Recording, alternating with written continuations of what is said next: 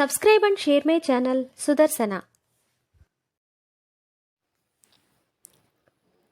నమస్కారం. శ్రీమద్ భగవద్గీత 14వ అధ్యాయము గుణత్రయ విభాగ యోగము నుండి శ్లోకములను నేర్చుకుందాం. ఓం శ్రీకృష్ణ పరబ్రహ్మణే నమః. శ్రీ గురుభ్యో నమః. శ్రీమద్ భగవద్గీత 14వ అధ్యాయము గుణత్రయ విభాగ యోగము 17వ శ్లోకము. శ్రీ భగవానువాచ సత్వాత్ సంజాయతే జ్ఞానం రజసో లోభ ఏవ చ ప్రమాదమోహౌ తమసో భవతో జ్ఞానమేవ చ.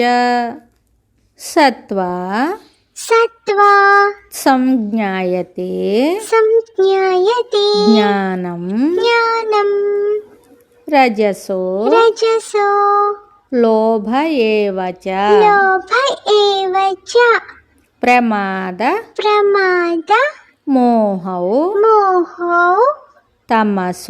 తమసో భవతో జ్ఞానమేవ చ. సత్వాత్ సంజ్ఞాయతే జ్ఞానం రజసో లోభ ఏవ చ ప్రమాదమోహో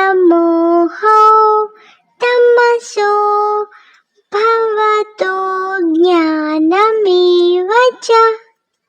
ఈ శ్లోకమునకు భావము: సత్వగుణము వలన జ్ఞానము, రజోగుణము వలన లోభము, తమోగుణము వలన అజాగ్రత్త, మరుపు, భ్రమ, అజ్ఞానము కలుగుతున్నవి.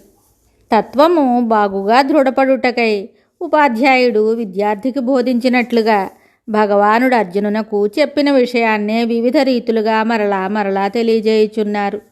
లోభము, అజ్ఞానము మొదలగునవి దుఃఖప్రదములు కావున అవాంఛనీయములైనవి. కాబట్టి అవి వేటి వలన కలుగునో అట్టి రజోగుణ తమోగుణములను దూరీకరించి జ్ఞానదాయకమగు సత్వగుణమునే విజ్ఞుడు ఆశ్రయించవలెను.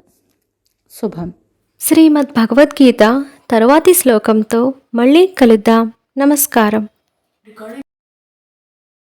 Subscribe and share my channel Sudarsana.